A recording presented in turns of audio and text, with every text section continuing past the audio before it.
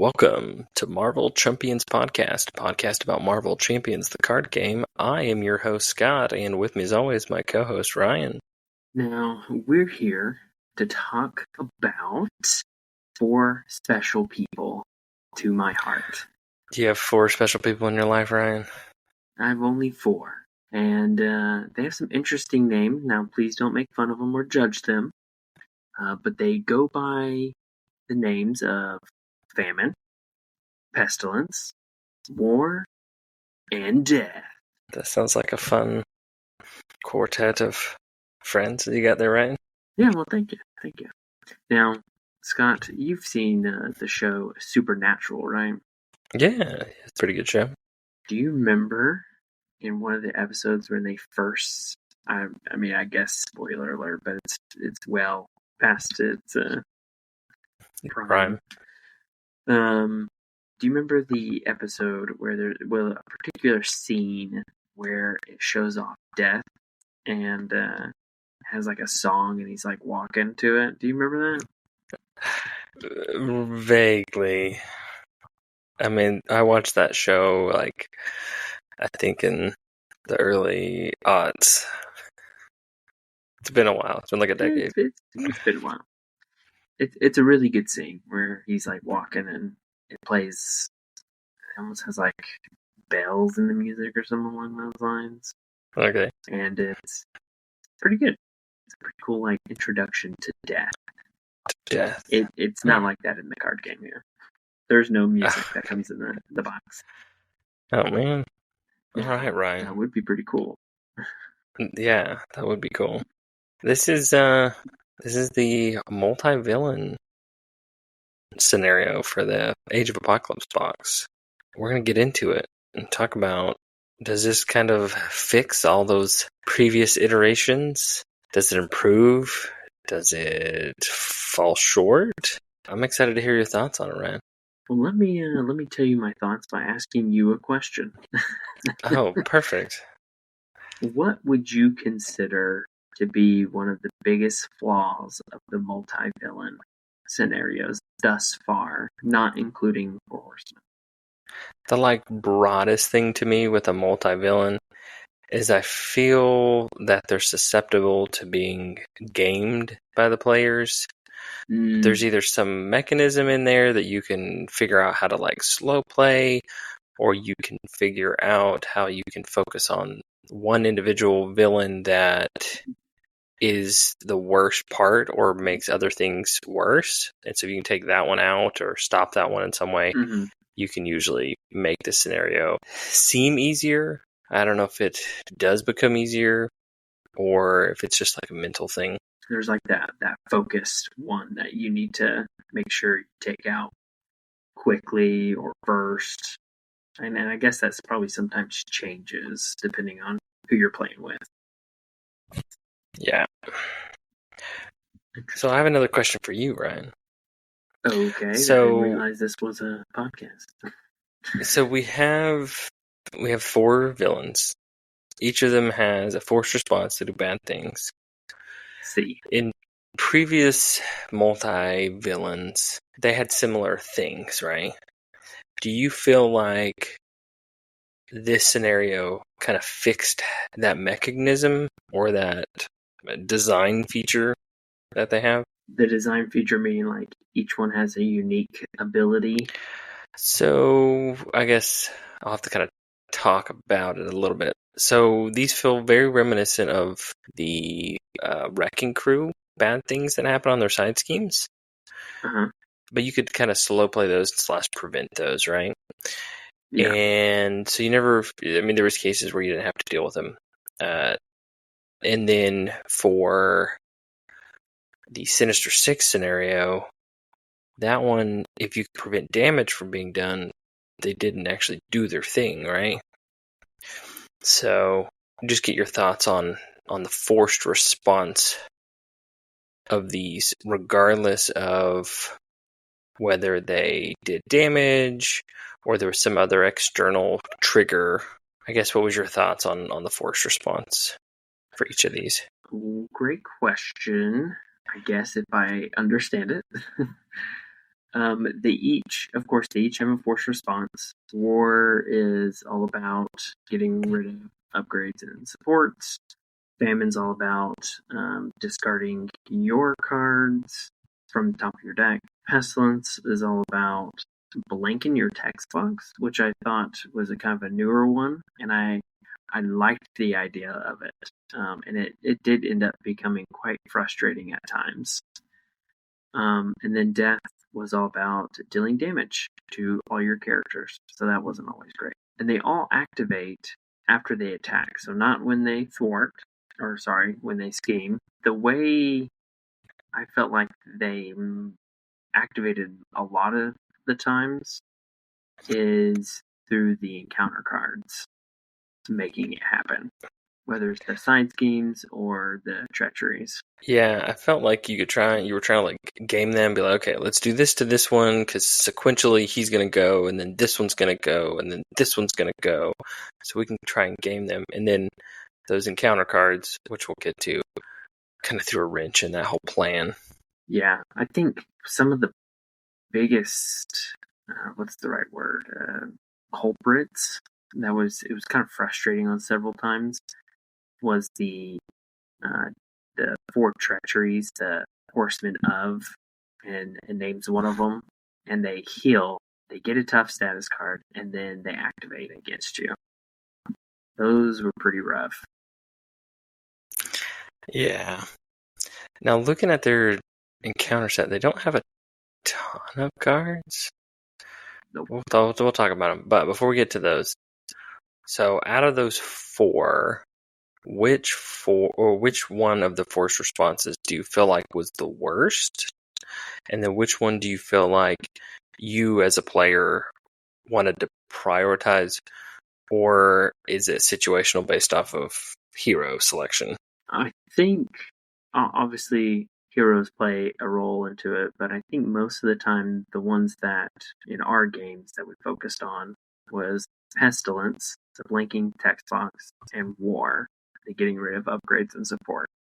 War because that's messing with your setup, that makes your hero work, and then of course Pestilence messes with your hero's ability, and it's not very helpful when you can't do your ability, depending on the hero. Yeah, see, that was the one, and I felt like the Age of Apocalypse heroes were very susceptible to.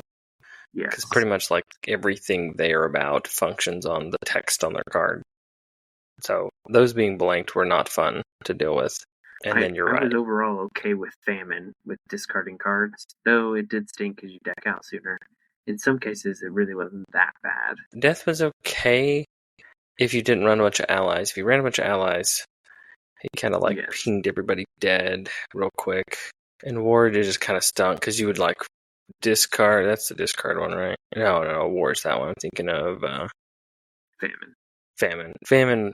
You would like discard the top 10. You're like, oh, there goes that card I wanted. Oh, there goes the card I needed. Oh, there goes the card I was looking for.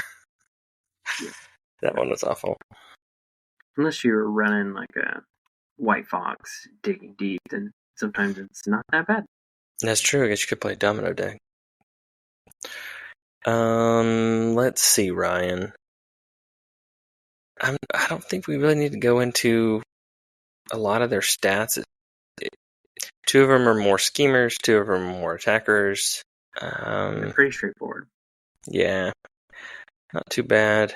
Let me ask you about the Horsemen of the Apocalypse main scheme.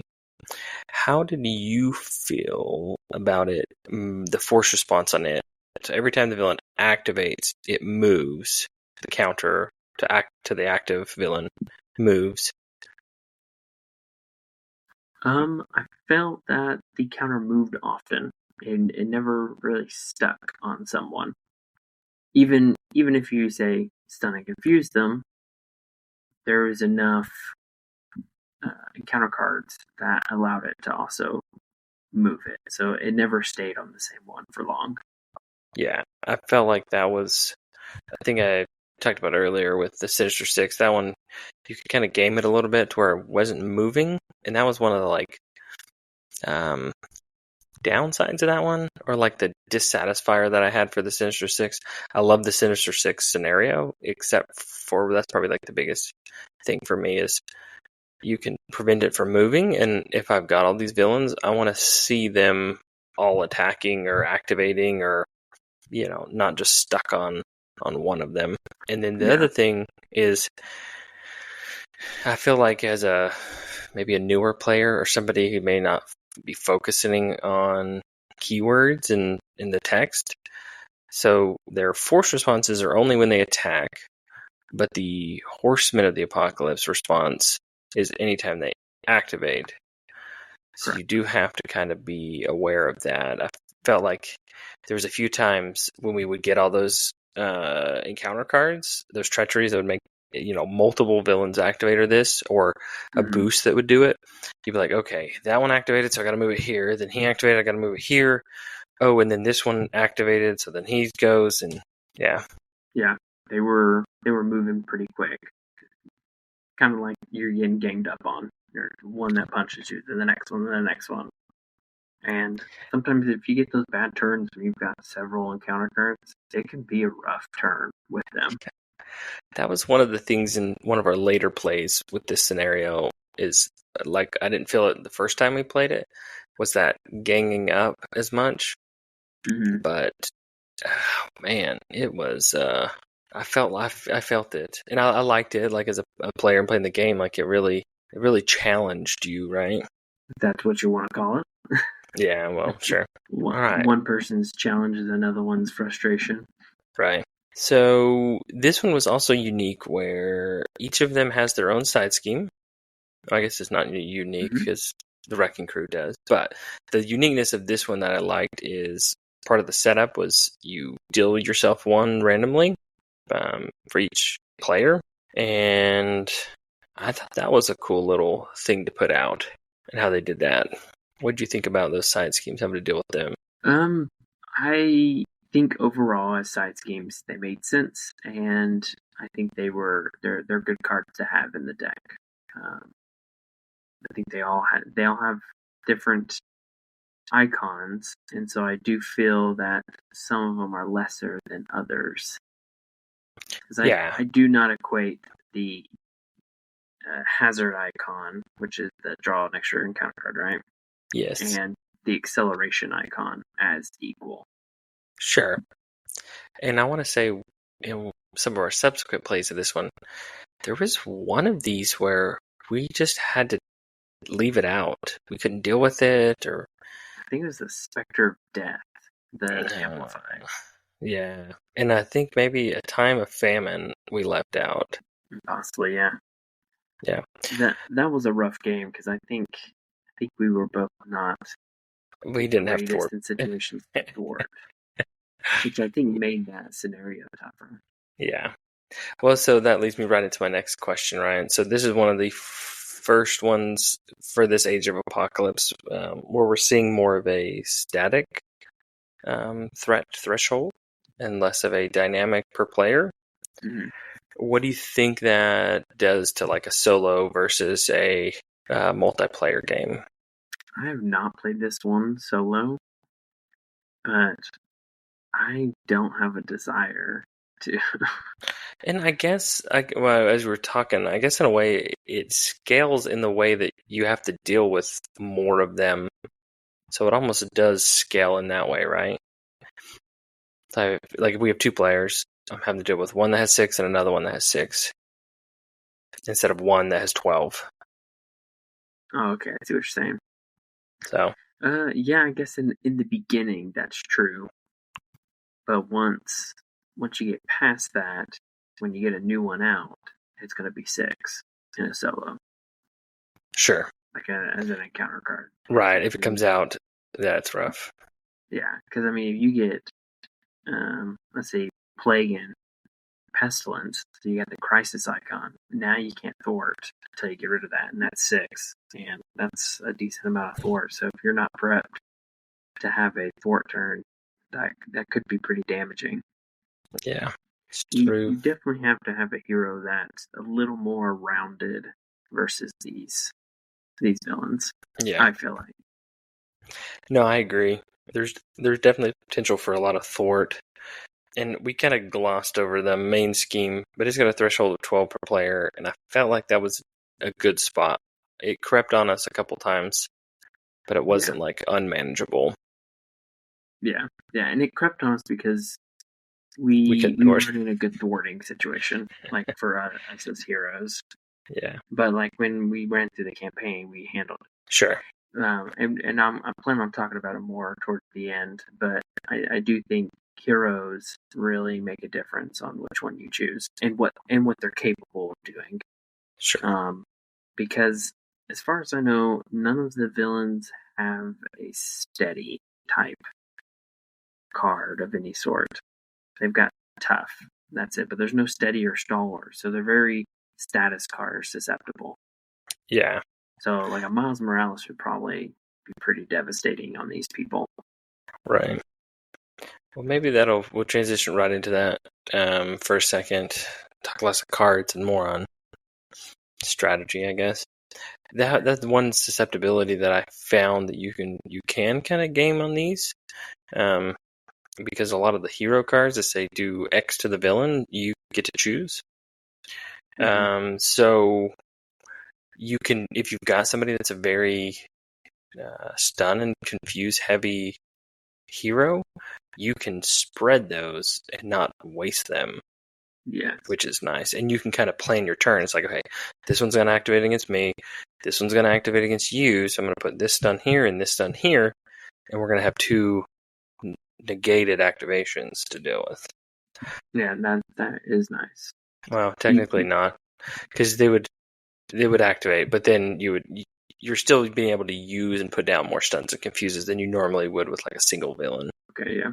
Because it would activate, it would clear it. The token or the counter wouldn't move because it never activated. But I mean, you can still put it on someone to land later ahead, and sure, just kind of give you that extra. Or I mean, because sometimes they're going to activate in the encounter phase randomly, so right? They're going to have a backup kind of thing. Yeah, that was always nice. Yeah. I do feel like before we finish going into, or as we move along into the attachments and treacheries, it is important to note that they don't disappear like the Wrecking Crew. Once you defeat them, they stay out. They just don't activate their force response. So they keep punching you. Yeah, that is true. And of course, it's not like if you're doing a version, it's not like it's super high, but they're still doing a boost card. So it can be really high. Right, you're still having to deal with potential of 2 to 4 thwart or attack for that activation. Yeah. Yeah, that's true. You do get that benefit where their force response is no longer triggering, which is nice. Mm-hmm. But you're definitely right.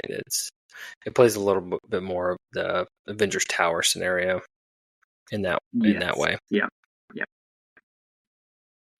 All right, man. There's only 2 attachments. I mean, there's 4 total, but there's only 2 types. There's the Golden Horse attachment, and then there's the Metal Wings attachment. Do you have any thoughts on those? They were kind of standard attachments, +1 scheme, +1 attack. You had to do something to get rid of it, and usually it's resolve their bad thing. So, yep, kind of standard. I think the biggest thing to talk about is it made them act like they had a single hit point. So then they would be able to re-trigger that force response when they activated normally. So, and you can't win the game with those still attached. So you do have to deal with it. Yep, you have to get rid of them, or they'll be considered to have won. Right. Yeah, Metal Wings gives them retaliate, which is not very fun. Which is an interesting kind of play there, because you've got to attack, right? That's the force response. After you attack death, resolve the force response as if he attacked you. So you're going to get 1 unless you have ranged, and then his force response will go, and you'll get another 1. So you're looking at taking at least a few damage to get rid of that. Nasty. Oh, and when that one attaches, he gets the active counter. So then that turn, he's going to activate against you. Oh, I guess that's true. Yeah. So then you're going to get his attack plus his force response. Delicious. Yeah, he's rough. Yeah, I mean, I think it was never great to see them, but they weren't the worst I've ever seen, except for Metal Wings. That one was a little tough. I think he got that one game and it just kind of sat on him because we were too busy doing other things. Yeah, because it's you, so I'm assuming it's you as a hero, not you as a ally or a card you control. I think it has to be you as identity. Yeah. Let's take a look. I've already kind of mentioned it, but there's the Horsemen of ... whichever one. They heal, tough status, and then they activate against you. Do you have any other things? I did not like these because they always came at the worst time.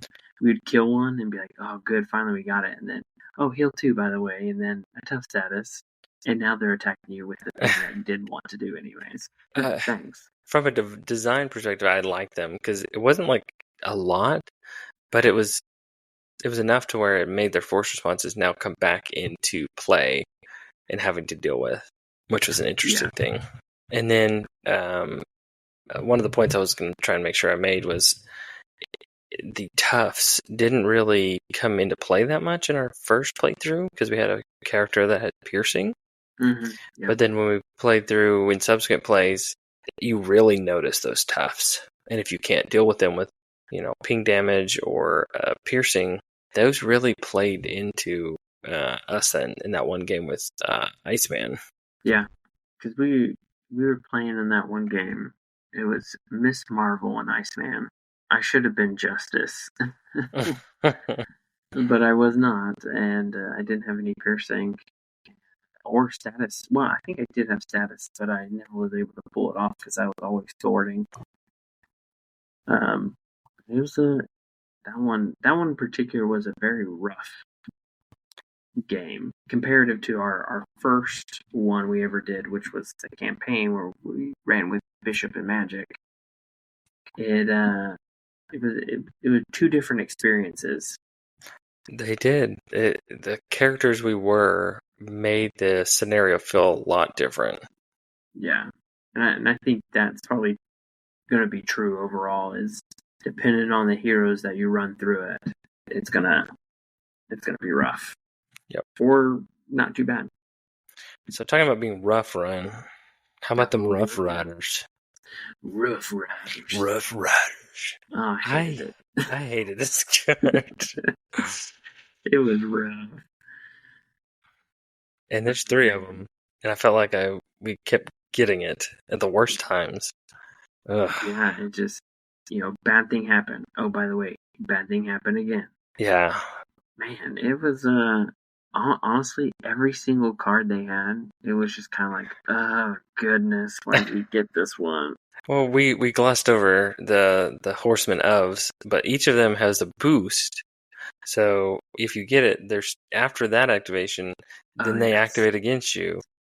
But they don't get an activation or a boost card for that, which is nice. But that means that they can attack you in alter ego form.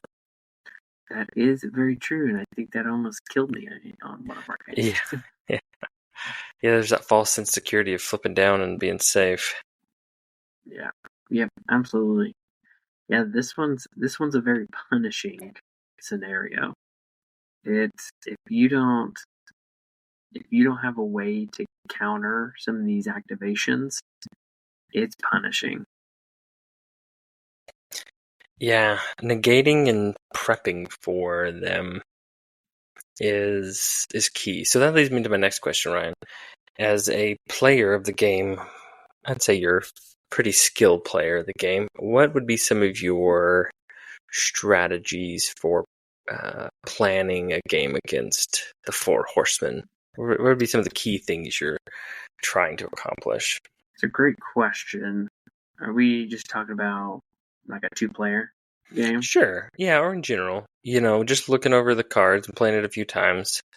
What do you think would be some key points to say, hey, if I was prepping to play this, I'm going to try and include this either select a hero that has this thing, or be an aspect that does this, or a card within an aspect that does this or that.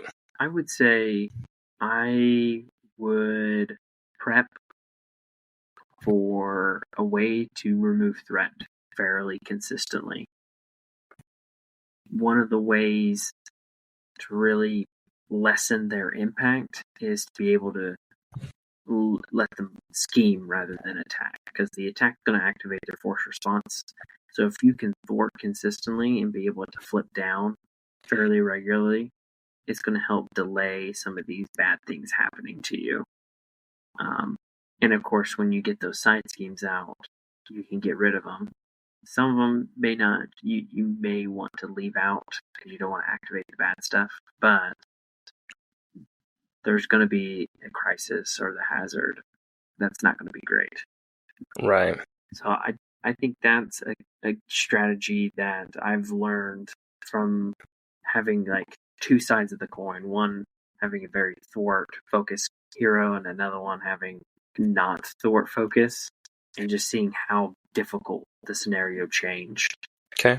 I think we've alluded to some of the things that I would say. I would say somebody with piercing is nice, and somebody that can do status cards is a benefit, because preventing activations to me felt like a little bit of a break. Yeah, absolutely. And I feel like the way the villains and the encounter cards interact, they obviously designed it to allow the status cards to play a huge role. But if you don't have a way to throw those status cards out very easily, they're going to be hit a lot. And yeah. It gets pretty nasty after a bit. It definitely can feel that way. Like they're just kind of non-stop activating on you. Yeah, I mean, seriously, there's times where I'm like, oh my gosh, they're activating again. And the thing that was, I don't know if I would say frustrating, but I'll use the word frustrating, is not only will the villains will activate themselves, but then there's cards that just activate their ability. And it's just like, another 10 cards discarded. Or, or the trait block, or the blanking of the trait. Blanking of the text box. Thank you. I can do this. I can do hard things. Black bolts. Yes. Oh my gosh. Thunderbolts. Yes, that one was pretty rough, especially when I played it. When I played Bishop, it stunk because I couldn't do my thing. But it wasn't the end all be all. But it was when I had Miss Marvel. When I was playing one of the games I played with her, it was really tough because I was relying on being able to pull, say, a thwart card back to keep thwarting, and I wasn't able to, and so it just delayed everything. Yeah, that one's rough. I know. Like the damage seems bad and the milling seems bad, but if you've got a hero that relies on that text on that card, that one really just turns you into like a 2/2 ally, or a 1/2 ally, or a 2/1 ally. It's not great. Yeah, pretty rough. Yep. I was just gonna say, for most of our playthroughs, I think we played the standard setup. Hounds, we can talk about them maybe in a future episode. I thought they were all right. Dystopian Nightmare, you saw it with Eunice. The Stinking War Weary. Nah, those cards can burn. It's alright. Yeah, so nothing crazy there. Yeah. I saw the games we've played. We've seen a game where the hounds really didn't come into play really all that often, which was weird. But they were fine. And then we've seen a game where they came out more often, and I think it's a pretty solid encounter set. It is one that if you don't have a very low minion count in a scenario, you definitely toss it in, and they're not awful. So yeah, I like that it has basically quick strike. The hounds have quick strike, but they force you to be in hero form. They force you to flip. Yeah, that was one interesting thing that we encountered a couple times. It was a cool interaction. Yep. Yeah. All right. Let's get to some final thoughts. Unless there was some other questions you had. Before we go into final thoughts, okay. What do you think about the art on some of the cards? Oh, great question. So if I had to be honest, when the box was announced and we knew that the Four Horsemen was going to be a scenario, I was disappointed that it was the generic Four Horsemen. I mean, obviously, Death is Archangel, though he kind of has like the little skull mask thing going, and it just every time I look at it, it reminds me of Dwight from The Office when he has the mannequin face. Mm-hmm. Doesn't that look like it? He does. Everyone that's listening is now going to think about that. Uh-huh.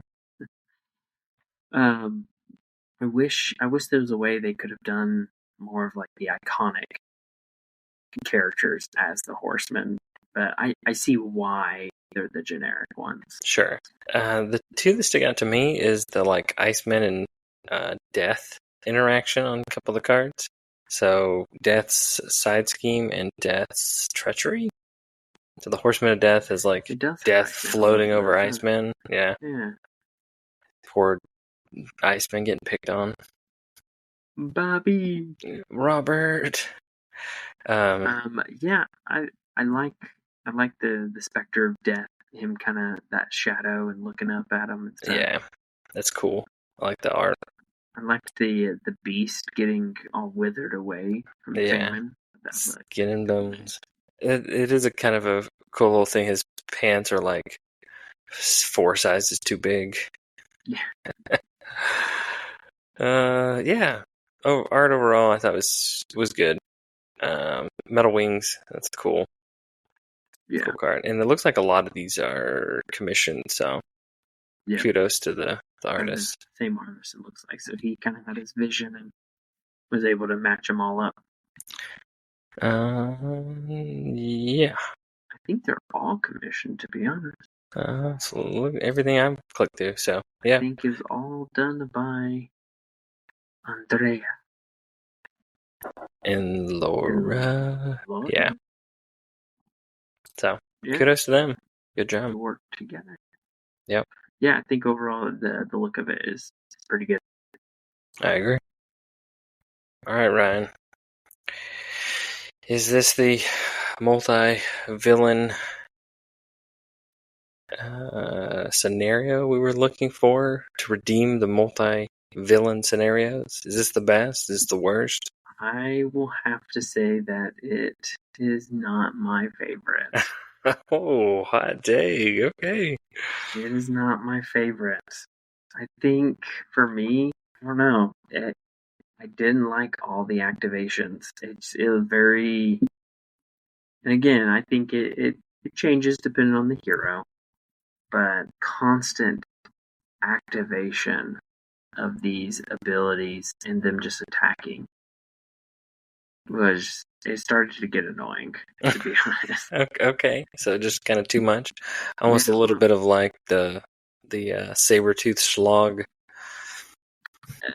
Maybe.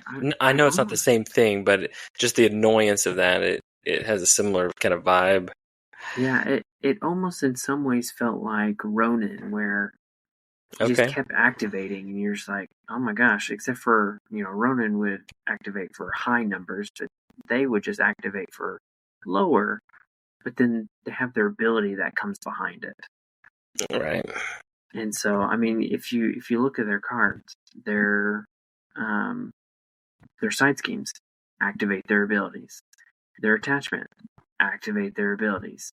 Their treacheries, the Horsemen of Blank Blank, activate their abilities.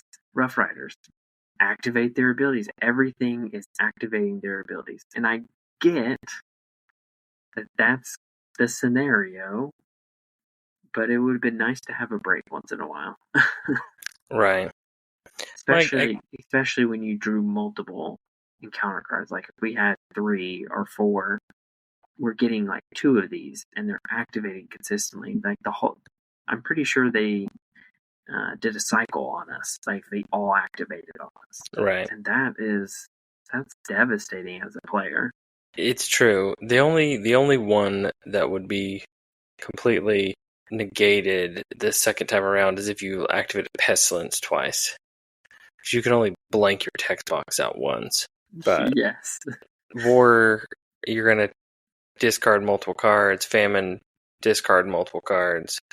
And Death, take multiple damage. Yeah.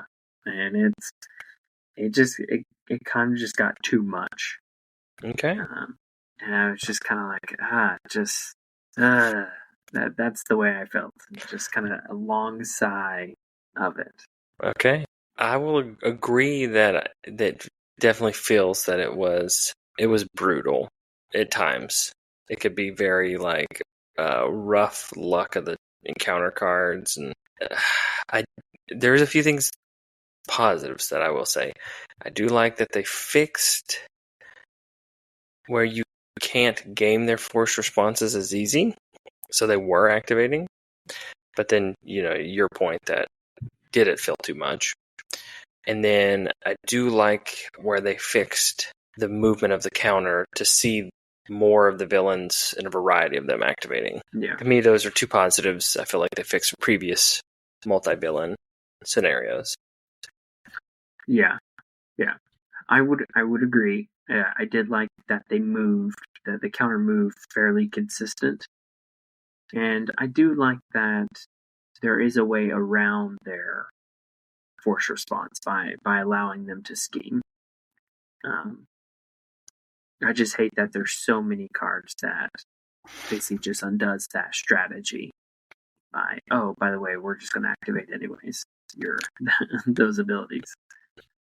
So did you feel like that was almost like a too easy of a design strategy to fall back on for the design? Which is like, I don't really know what to do with this card. Just make them activate.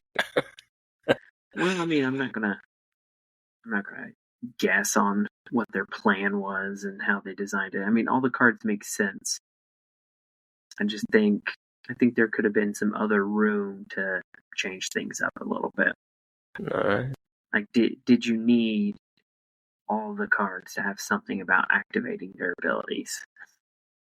Could you have tweaked it where it didn't activate the abilities, but maybe prevented some of the gaming that you were going to do, like remove a status card or something? I don't know. So you're saying, like, for example, on the Horsemen of cards, heal 2 damage, give them a tough, and then instead of activating, you could say move the counter to them, because, well, that's an encounter card. No, because then you could just damage them in the hero phase, and then they would be back down to 0 and wouldn't force. Well, then they would have their tough. I don't know. I can definitely see what you're saying. You have those first two things, it makes them more likely to activate and then do their force response than to go ahead and make them do it right then and there. Yeah. I'm not prepared to like tell you, hey, this is what you could have done and stuff. But no, and I think overall it's a good design. The scenario as a whole, but it is relenting. Yeah, I mean, when you add in the standards, which do a lot of the similar things, activating, right? Because you have 3 attack activations and 2 scheme activations with the standard one. So, is that right? Yeah, because gang up is a second attack or the third attack. You have 2 assaults, 2 advances, and a gang up. Yeah. So I mean, they're constantly hitting you. So, and I guess maybe they want to do that so that they make you flip down and they can try to scheme out. But I see the point of it. I see the mechanisms work. It just did not jive with me very well. One thing I do want to mention, well, let me ask you this as a question. What did you think of the pace of the battle? Felt it was very climbing a mountain, right? It was real hard at first because you're not really set up that much, and you're just kind of like trying to survive a little bit until you can get set up. and then it felt very kind of downhill once you kind of were able to defeat one of them, maybe two, but it felt very front loaded where it was a harder game, and then until you got to the end, which you could start kind of steamrolling through them. At least that's how I felt. Yeah, no, I agree. I think it's very front loaded, and it kind of evens out a little bit more. So two notes, one positive and one that I didn't like as much. One, I do like that they continue to interact with the scenario even when you defeat them. So more of the tower defense than the wrecking crew. And then I do feel that it's very difficult up front and really punishing. Some bad encounter cards can really make it pretty rough. So you feel like you could lose early on? I don't know if you can. I mean, sure, you can always lose. I mean, you never know. A bad set of encounter cards can ruin your life. But it definitely can demoralize you when, your first turn, you say, get a card out, and then you are prepping for the next turn, and then all of a sudden, war activates against you. You discard what you just put out. Then you get an encounter card, and now, say, pestilence activates, or famine, or whoever, it definitely can get frustrating. Sure. Yeah. Because that's one thing I felt that Next Evolution did really well, was pacing of the villains. They felt like there was a natural flow to the game, where I think Horseman it just hits the gas and doesn't let up very easily. Yeah, now that you make that point, I definitely can see that. There was another thing I was going to say, but now I forgot it. So, I want to maybe do one asterisk. When we talked about Rough Riders, I'd have to go back and listen, but we might have said they activate, but it's their force response that both activate. Yes, yeah. Their force response, it activates and then it moves and then it does it, yeah. Force response activation, yeah. Force response, yeah. I do like the little touch of replayability with being able to do different configurations of the Four Horsemen. So that was pestilence, famine. Yeah, that was one of the setup things we negated to discuss. Yeah, I like that too. It changes up a little bit. Yeah. Overall, I think I don't think it's the worst multi-villain, but I do not think it's my favorite personally. I think it is on the lower end for me because of the consistent activations. It gets a little annoying, but I would like to continue to play it with a few other heroes and just see the dynamics shift. Is it going to be the same, or is it going to be harder? Is it going to be easier? So on and so forth. So I got another question before I give you my final thoughts. I know you haven't played the campaign multiple times, but did you favor this scenario as a standalone or as part of the campaign? I definitely think it's better as a standalone than with the campaign, but I think part of that stems from my dislike of the missions. Okay. All right. For me, I liked it. I thought it was good, but I agree with you that I didn't think it's the best multi-villain scenario in the game. I'm gonna just kind of put it right in probably the middle of the pack of the multi-villains, middle lower. So fair enough. Yeah, overall, fair enough. Good. But yeah, the constant, relentless storming of the Four Horsemen it can be a lot to deal with. So I guess if you're a person that loves to be, punished over and over and over again, maybe right up your alley. I am surprised there's not an encounter set called the Four Horsemen. That's true. Maybe there will be. Could be. Yep. They like doing that. All right, Ryan. if our listeners want to tell us about their thoughts on the Four Horsemen apocalypse, and maybe I'll do a poll of which one of the Four Horsemen is their favorite. Interact with that. Send us in. Tell us if we were wrong, if this is the best one in the game so far. We'd love to hear your thoughts and feedback on it. You can reach out to us at marvelchampionspod@gmail.com. And as always, we appreciate everybody listening. And if you want to go from a chump to a champ, listen to the Marvel Champions podcast. Thanks. See you later.